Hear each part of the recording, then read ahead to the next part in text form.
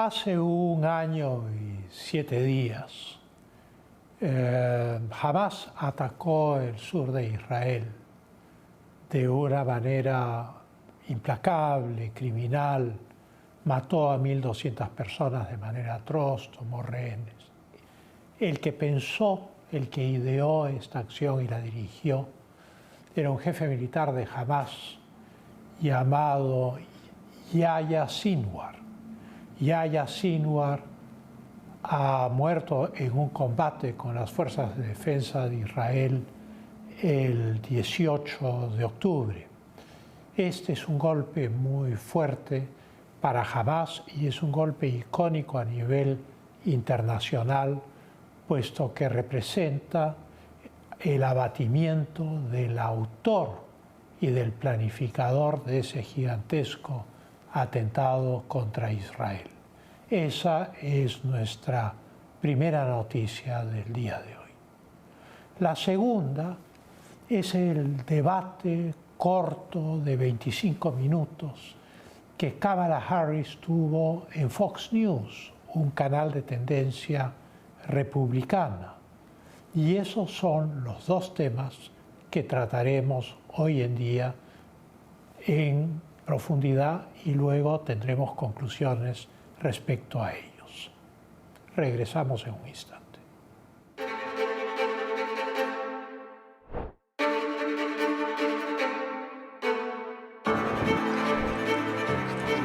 Miles de personas en una operación a gran escala que no será anunciada según el ministerio.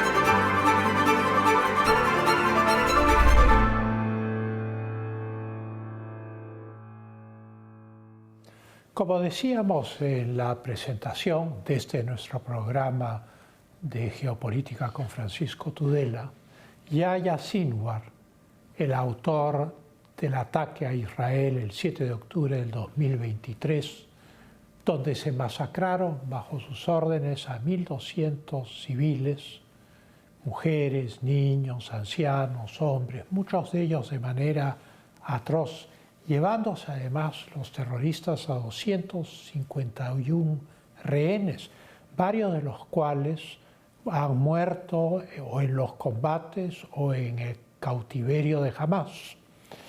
El 17 de octubre, en un operativo de las Fuerzas Armadas israelíes en Rafah, al sur del Líbano,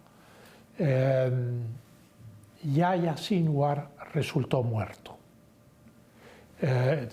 Hay quienes dicen que fue un operativo especial, hay quienes dicen que fue en el curso de los combates y que las fuerzas israelíes no sabían que él estaba ahí. El hecho es que el jefe del operativo del 7 de octubre del 2023 ha muerto, ha sido abatido por las fuerzas de defensa de Israel. Y esto ha causado un gran impacto internacional. Es como haber cortado la cabeza de la hidra. El 18, la organización terrorista Hamás admitió la muerte de Sinwar y explicó que había muerto en el sur de Gaza, en Rafah, en realidad el último bastión de Hamás en la franja de Gaza. Todos los esfuerzos internacionales de tratar de moderar los combates que Israel lleva a cabo en Rafah y llevó a cabo en Gaza y sigue llevando a cabo en Gaza, son los que han permitido a este último bastión o reducto de las brigadas de Hamás mantenerse casi en la frontera con Egipto.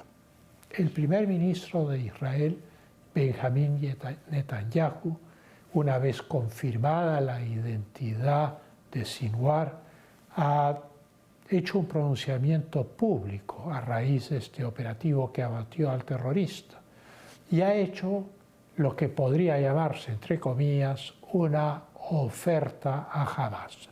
Esto es, deponen las armas, se rinden y devuelven a los rehenes o la guerra continuará hasta sus últimas consecuencias.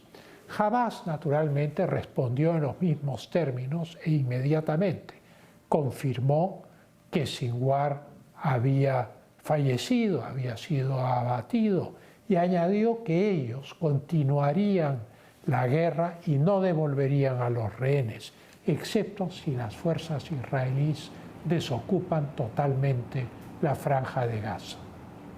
Paralelamente, Hezbollah dijo que iniciaba una nueva fase en sus operaciones militares contra Israel con armas nuevas.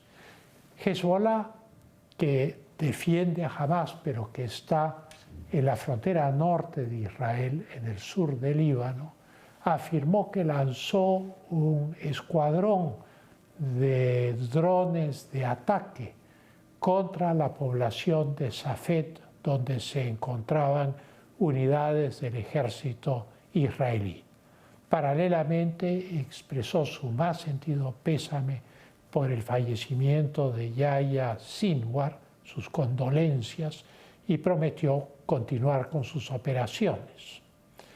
En medio del, no diría desconcierto, pero sí de la sorpresa de la muerte de Yahya Sinwar, los presidentes de los Estados Unidos y de Francia y el primer ministro de Alemania y del Reino Unido han considerado que es el momento adecuado para un cese del fuego. Y los argumentos que esgrimen son los siguientes. En primer lugar, que Hamás está extremadamente debilitado, y en segundo lugar, que Hamás ya no representa la amenaza que representaba en el pasado para el Estado de Israel. Esto es, que Hamás como amenaza ha disminuido en capacidad militar.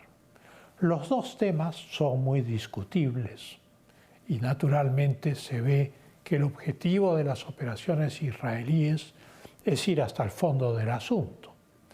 Estamos en un contexto en el cual el mundo ve con mucha preocupación la continuación de esta guerra en zonas densamente pobladas con una gran mortandad que según las fuentes de Hamás supera las 40.000 personas. Los Estados Unidos han presionado a Israel hace unos días para permitir el ingreso de ayuda humanitaria bajo la amenaza de suspender el suministro de bombas a Israel.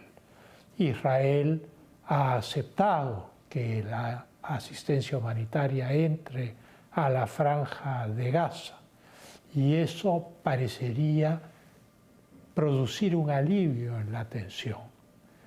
Por su parte, la reacción del Ministerio de Relaciones Exteriores de Irán ha sido mitigada frente a la muerte de Yahya Sinwar.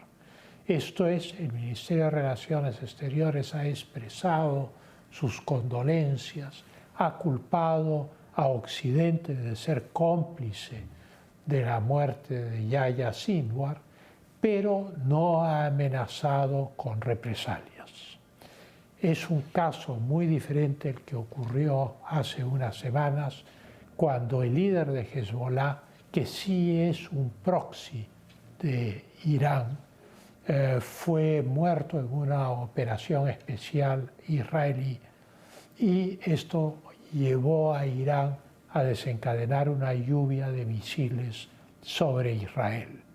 De tal manera que Hamás, que no es un proxy, o sea, una especie de delegado o de aliado encubierto de la República Islámica de Irán, pues evidentemente tiene menos jerarquía que Hezbollah y por lo tanto se ofrecen condolencias por la muerte del jefe militar de Hamás, mas no represalias. Con las conclusiones de este tema y con el siguiente tema, que es el debate de Fox, volvemos en un instante.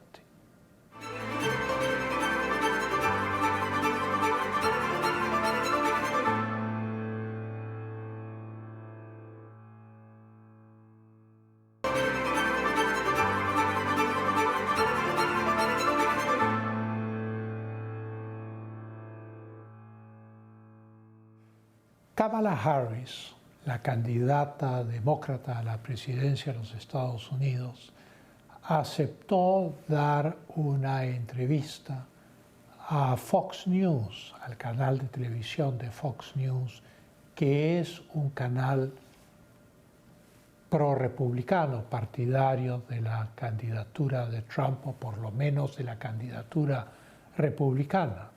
Quien hizo la entrevista fue Bret Baier, un agresivo e incisivo periodista del canal Fox. Kamala Harris fue a esta entrevista y naturalmente cayó bajo el fuego del periodista. Fue una entrevista corta, 25 minutos. Algunos medios han criticado tanto el escaso tiempo como la agresividad de la entrevista, en el sentido de que fueron preguntas incisivas que terminaron concentrándose rápidamente en un solo tema que preocupa al 41% de los electores, que es el tema de la inmigración ilegal en los Estados Unidos y el aumento de la criminalidad. El periodista inmediatamente centró a Kamala Harris en este tema de la inmigración ilegal y la confrontó con un video que por lo demás es real, de una sesión del Senado de los Estados Unidos, en la cual una madre acongojada relata cómo su hijo fue asesinado por criminales que eran inmigrantes ilegales. Estas imágenes, este vídeo ha sido usado en la campaña de Donald Trump como parte de su política contra la inmigración ilegal. Después de mostrar esta imagen, el periodista le preguntó a Kamala Harris si pedía disculpas por lo ocurrido, puesto que el asesinato del muchacho fue en marzo de este año, bajo la presidencia de Joe Biden. Kamala Harris dijo que sentía mucho, que lamentaba mucho lo ocurrido, que no es exactamente pedir disculpas, quedando en duda si es que tenía que pedir disculpas. Mal que bien es la vicepresidente del presidente Biden. Inmediatamente Kamala Harris empezó a culpabilizar a Trump de la inmigración ilegal y de la criminalidad, diciendo que no había que tirar piedras sobre un tejado de vidrio. Pero la realidad es que ella ha sido vicepresidenta de un gobierno que ya lleva 4 años en funciones. Y entonces esto ha llamado la atención de los analistas. Probablemente sea el punto que más ha llamado la atención en toda la entrevista de los analistas políticos. Asimismo, este crimen que ocurrió en marzo de este año implicaba para Kamala Harris la necesidad de distanciarse de la administración demócrata. Y entonces en las preguntas siguientes hizo todo lo posible por tomar distancia del presidente Joe Biden.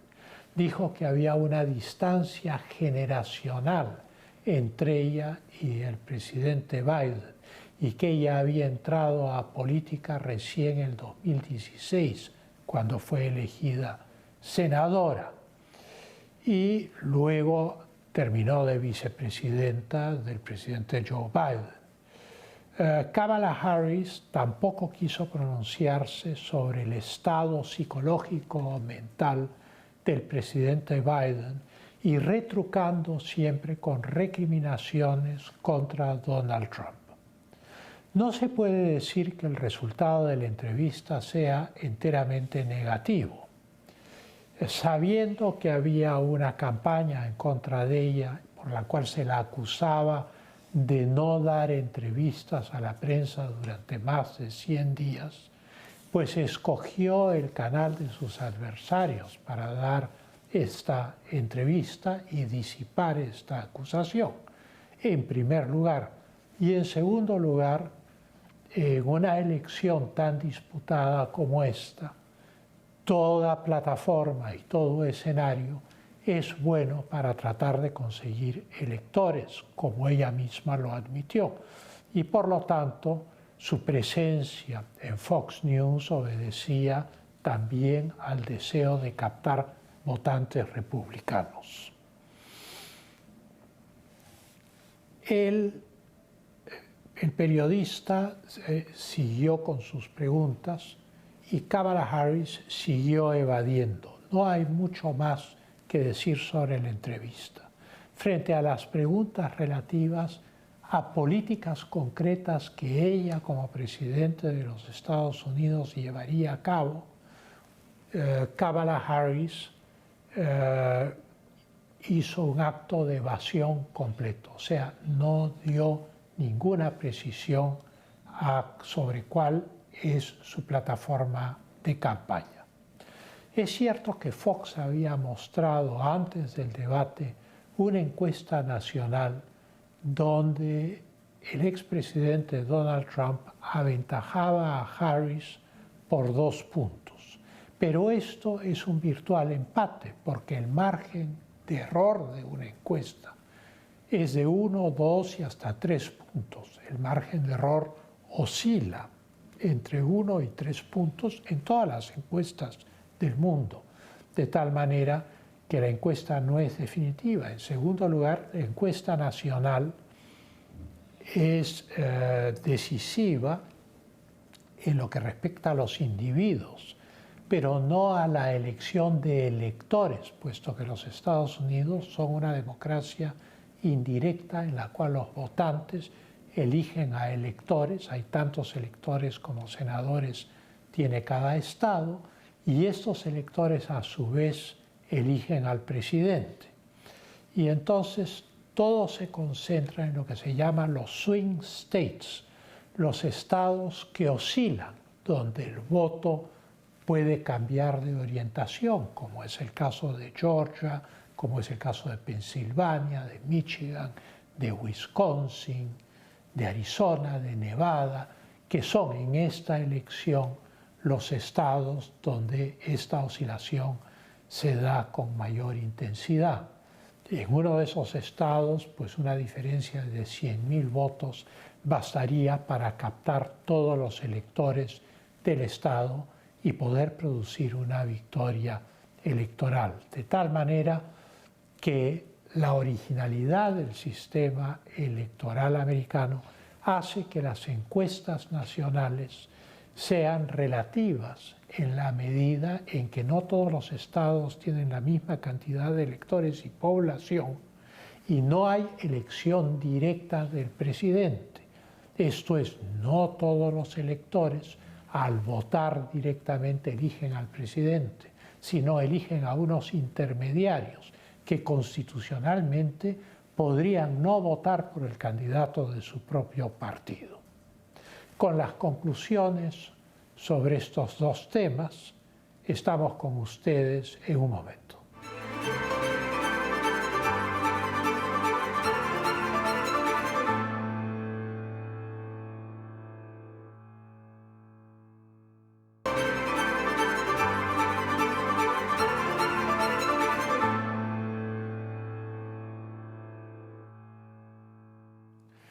Para Israel, haber abatido al jefe, estratega y planificador del criminal ataque del 7 de octubre del 2023 al sur de Israel representa un enorme triunfo.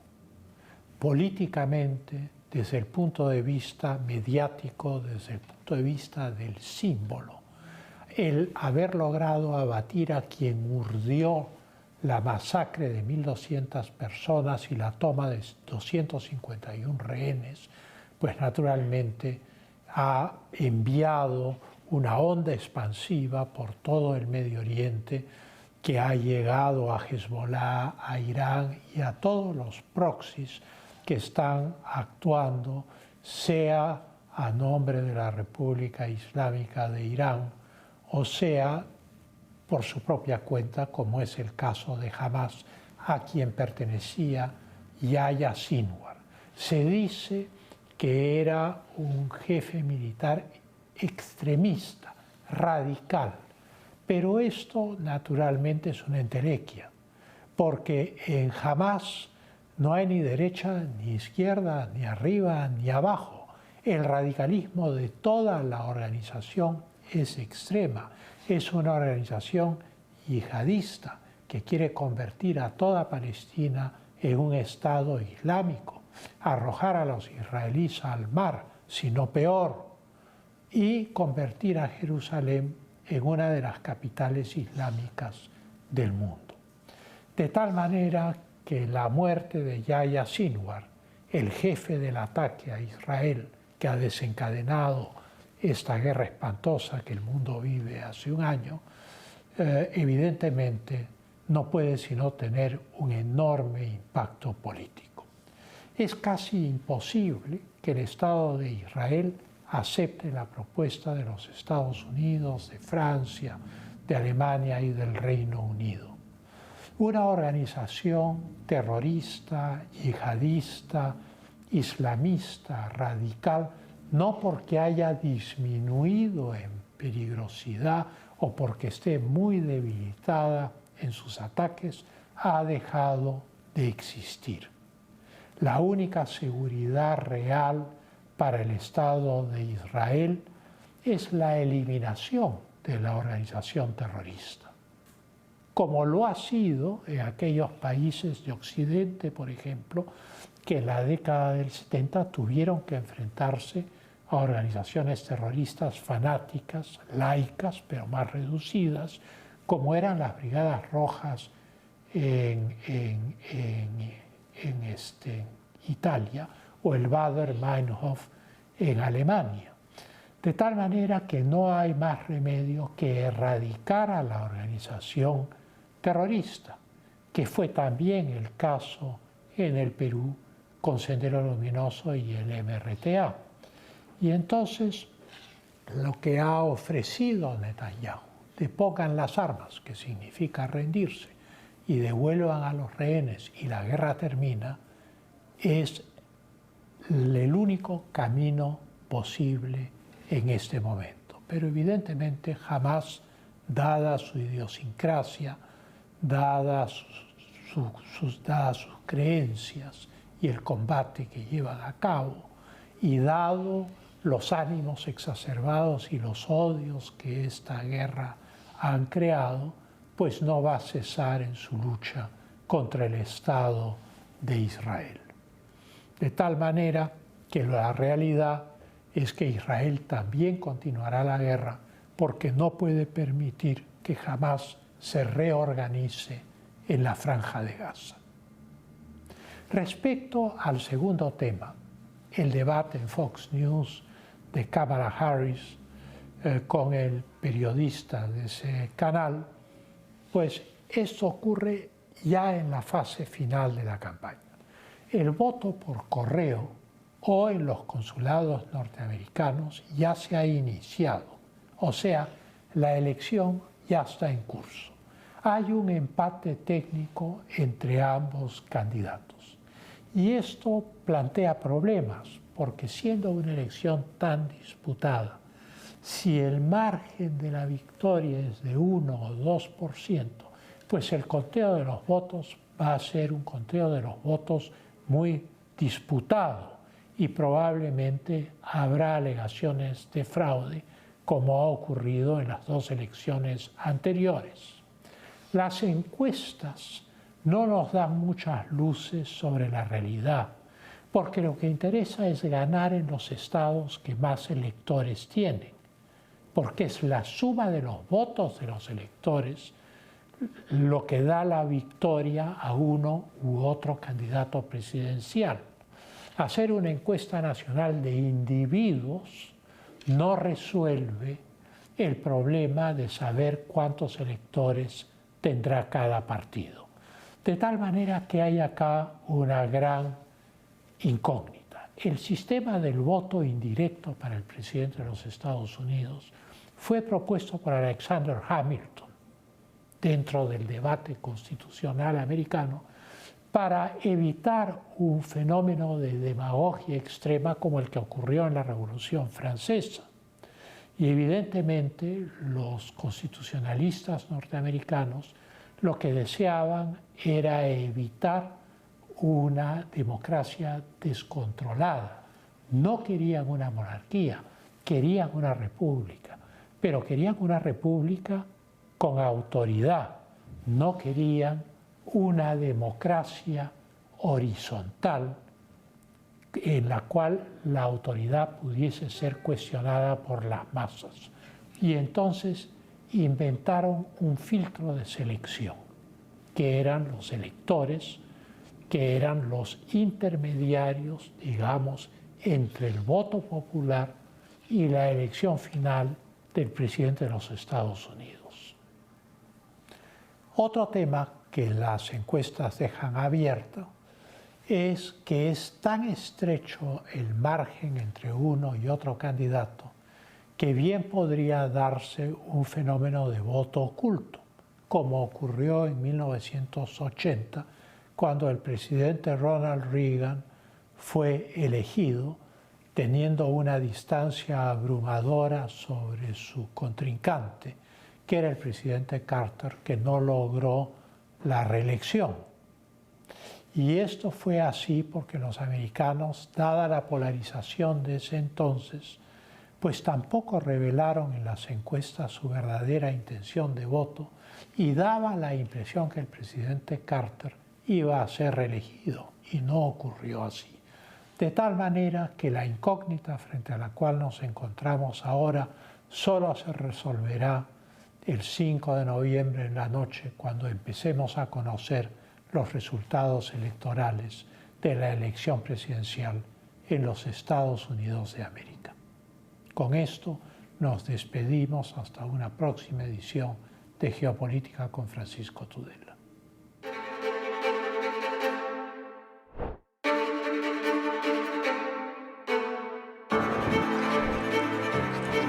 Miles de personas en una operación a gran escala que no será anunciada según la historia.